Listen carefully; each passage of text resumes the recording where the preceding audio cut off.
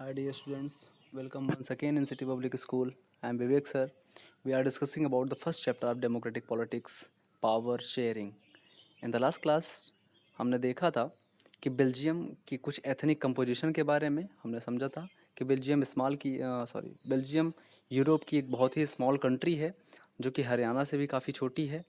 और इसकी जो बॉर्डरिंग कंट्रीज़ हैं ना, यहाँ पे हमने अंडरलाइन भी आपको कराया था कि इसकी कुछ बॉर्डरिंग कंट्रीज़ हैं जैसे कि जर्मनी, लग्जमबर्ग, नीदरलैंड्स, ये सारी कंट्रीज़ जो हैं वो और फ्रांस, बेल्जियम की बॉर्डरिंग कंट्रीज़ हैं। जैसे इंडिया की बॉर्डरिंग कंट्रीज़ हैं पाकिस्तान, नेपाल एक्सेट्रा, उसी तरीके से बेल्जियम की जो बॉर्डरिंग कंट्रीज़ हैं France, Netherlands, Germany and Luxembourg etcetera. इसकी पॉपुलेशन भी हमारे हरियाणा से की लगभग आधी है। और हमने सबसे बड़ी चीज़ इसमें देखी थी कि बेल्जियम में एथनिक कंपोजिशन बहुत ही कॉम्प्लेक्स था। कैसे कॉम्प्लेक्स था इसको हम समझते हैं, इसको हमने आपको समझाया भी था कि टोटल अगर बात करें बेल्जियम की तो बेल्जियम में 3 कम्युनिटी के लोग रहा करते थे। पहले कम्युनिटी के लोग कौन थे? पहले कम्युनिटी के लोग वो थे जो कि फ्लेमिश रीजियन में रहा करते थे।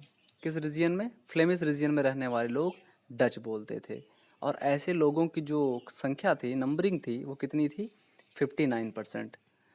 जबकि जो लोग वेलोनिया रीजियन में रहते थे, वेलोनिया रीजियन में रहने वाले लोग फ्रेंच बोलते थे। और फ्रेंच बोलने वालों की जो संख्या थी वो 40% थी।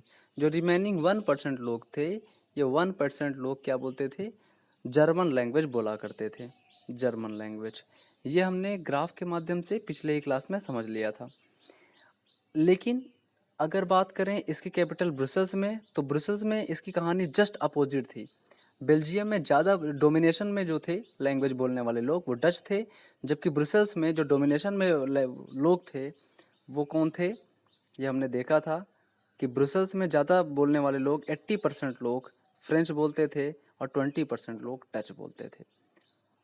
ये हमने समझा था, यानी आपको बताया भी था कि आपको इस बात पे विशेष ध्यान देना है कि कंट्री में डोमिनेशन स्पीकर किसका है और उसकी कैपिटल ब्रुसेल्स में डोमिनेशन किसका है। तो हमने देखा था कंट्री में डोमिनेशन डच का था, जबकि ब्रुसेल्स में डोमिनेशन फ्रेंच का था। ये हमने बहुत अच्छे से समझ लिया था।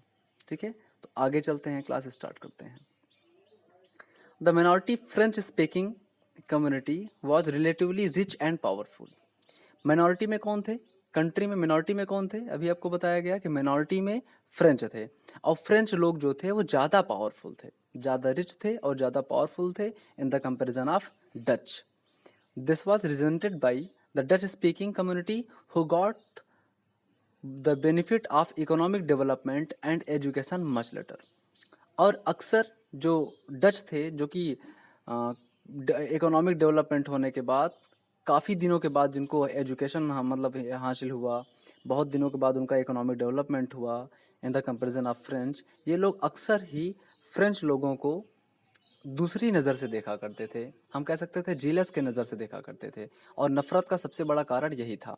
This led to tension between the Dutch speaking and French speaking communities during the 1950s and 1960s। और इसी वजह से, क्योंकि डच जो थे वो डच लोग ज़्यादा थे कंट्री में और फ्रेंच कम थे, लेकिन फ्रेंच ज़्यादा पावरफुल थे और रिच थे in the comparison of Dutch. इसी वजह से डच हमेशा उनको नफरत की नज़र से देखा करते थे। और यही सबसे बड़ा रीज़न था 1950s और 1960s में टेंशन का। इन दोनों कम्युनिटी के बीच जो टेंशन 1950 से 1960 के बीच में हुई थी, इसका सबसे बड़ा कारण यह था कि डच पीपल जो है नफरत किया करते थे, नफरत की नज़र से देखा करते थे किसको? फ्रेंच पीपल को, क्योंकि फ्रेंच कम होने के बावजूद भी रिच और पावरफुल थे और डच ज़्यादा नंबर में होने के बावजूद भी उनसे वीक थे। The tension between the two communities was more acute in Brussels. Brussels presented a special problem. The Dutch-speaking people constituted a majority in the country, but a minority in the capital. Brussels में problem कुछ अलग ही तरह की थी। अभी आपको बताया गया कि ब्रुसेल्स में प्रॉब्लम कुछ अलग तरीके किस तरीके से थी कि एकदम से अपोजिट थी कंट्री के कंपैरिजन में। जिस तरीके से कंट्री में डच स्पीकिंग पीपल मेजॉरिटी में थे, लेकिन ब्रुसेल्स में डच स्पीकिंग पीपल मिनॉरिटी में थे जो कि कैपिटल थी। और पूरे कंट्री में फ्रेंच स्पीकिंग पीपल मिनॉरिटी में थे, लेकिन ब्रुसेल्स में फ्रेंच स्पीकिंग पीपल मेजॉरिटी में थे, और यही टेंशन का एक बहुत बड़ा रीज़न था। तो आगे हम समझेंगे कि किस तरीके से इस टेंशन को एकोमोडेट किया गया। क्या यह टेंशन कॉन्फ्लिक्ट और सिविल वॉर का रीज़न बन गया?